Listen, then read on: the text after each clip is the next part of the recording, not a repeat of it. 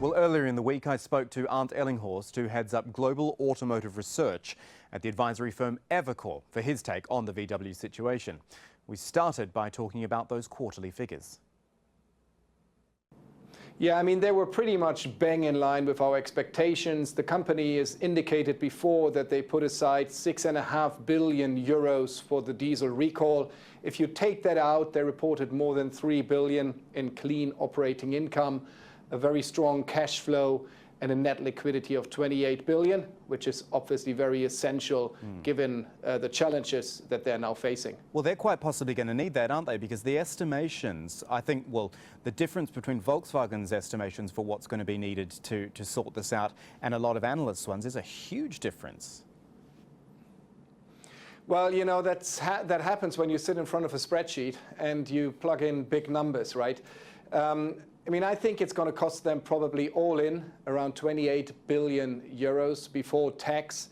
But to be fair, it's very hard to estimate, especially the cost from potential volume losses, net pricing, or litigation issues, especially in the US. But, you know, everyone's trying to make a guess. That's my number. The company can survive that. I don't believe they need fresh equity, but it's very painful, of course. Okay, yeah, so they can survive the financial hit there, but the hit to the brand reputation, I mean, this is a company where you associated reliability and trust with Volkswagen, and I think now, quite simply, you don't. That type of damage could be huge. Yeah, you're right. I mean, currently, you know, everything's at question at Volkswagen. They suffer massively with customers. But if you look back what happened to Toyota with their devastating recalls, or even GM in the US, companies get through this. And I think brand equity is very often underestimated by the market, and also the loyalty of customers at the end of the day. Should Volkswagen be looking elsewhere with its, I'm talking about its actual technology here. They've had a very strong focus on diesel, obviously. Now that is somewhat tainted.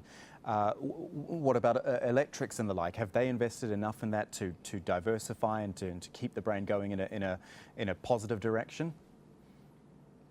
Yeah, that's a very good point, Kamal. Volkswagen is the biggest spender globally of any company in any sector when it comes to research and development.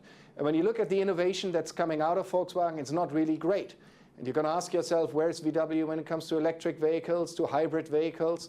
Why is Toyota, even though they're spending 40% less, so much more advanced? I think VW really has to consider where they're spending the money and which technologies really are the future, which diesel just really isn't. No, exactly. So is this from what you, I mean, I know they've only had new leadership in for a short time, but do you think they're making the right noises about that sort of thing? Or at the moment, is it just the damage control and sorting out the problem with the emissions scandal? Yeah, look, I'm just off the Q3 conference call with the new CEO, with the new CFO and their head of sales. At the moment, it really seems that it's about dealing with the crisis situation, putting the right measures and pillars in place to change the culture within Volkswagen. But it's still, you know, a bit too early talking about the next step in innovation. They just lost a couple of people, leading people in research and development. I think it's a little bit early to answer that question for them, to be honest. Fair enough. So your view is that Volkswagen, the brand won't be as damaged as perhaps people think, and that, I mean, I don't want to say this will all just blow over, but that in the end, people's habits will come back. If they've driven Volkswagens for a long time, they'll probably stay with them, that sort of thing?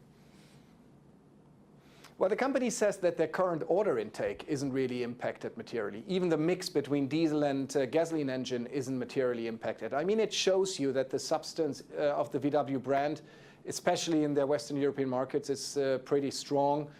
China is probably totally unaffected by all of this. The biggest issue really is the US, but they've never really been very big with the VW brand. So I do think, yes, they can come through this, they will come through this. And VW is not just the VW brand, it's Porsche, Audi, you know, Scania trucks and so forth. It's a big organization.